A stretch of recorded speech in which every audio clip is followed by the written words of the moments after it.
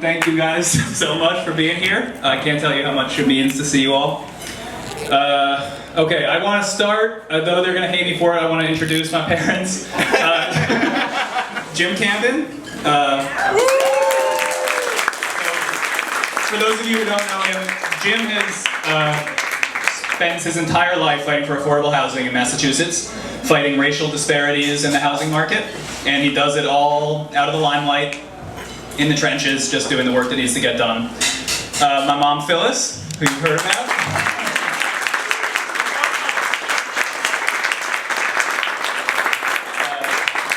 My mom is an artist. She makes incredible work. She has a studio at Brick Bottom. The work she's doing now has to do with water, with climate, with the earth. When I was growing up, she was making a lot of AstroTurf art, which I love.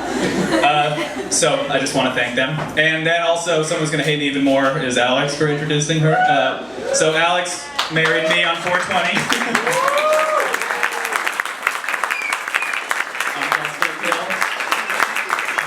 And Alex is an artist also, for those of you who don't know her, and she also spends every day working at Dana-Farber, doing the hard work to actually keep that place running. It's one of the best cancer institutes in the world, so thank you. Okay, so I'm going to keep this short. I think Somerville is basically at a combination best of times, worst of times right now.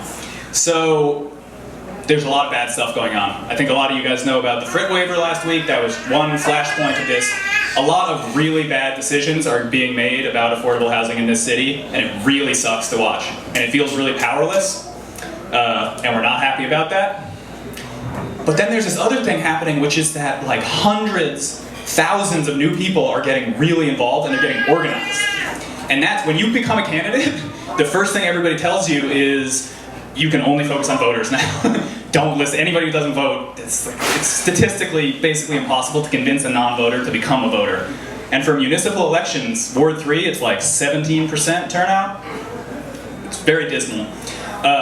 And so running a campaign, you can't spend all your time getting new people involved. But all these groups that are popping up, Indivisible, Our Revolution, Black Lives Matter Cambridge, the Democratic City Committee, you go to one of these meetings, it is completely full of people who are deeply invested and are totally new to politics. It's incredibly exciting. So I think that you guys are the people who are actually going to save Somerville. And this movement, I think, is completely what inspires me. So let me just say, the reason that I'm running, let me ask you a question. Raise your hand if you think displacement is an issue and if you are a little bit concerned about what's going to happen in Union Square.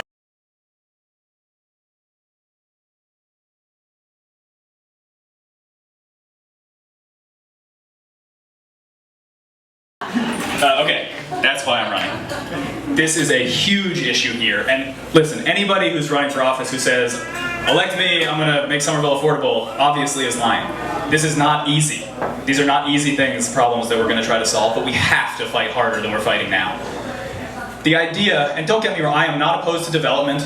I think most of us understand there is a place for profit developers in building the housing we need, the commercial we need, the infrastructure, the green space. But we want to work with developers that actually want to work with us. We don't want to work with developers that are hiring fake protesters to come to our city hall meetings, but they won't even meet with the actual community groups that are organized here. We want a community benefits agreement. Yes.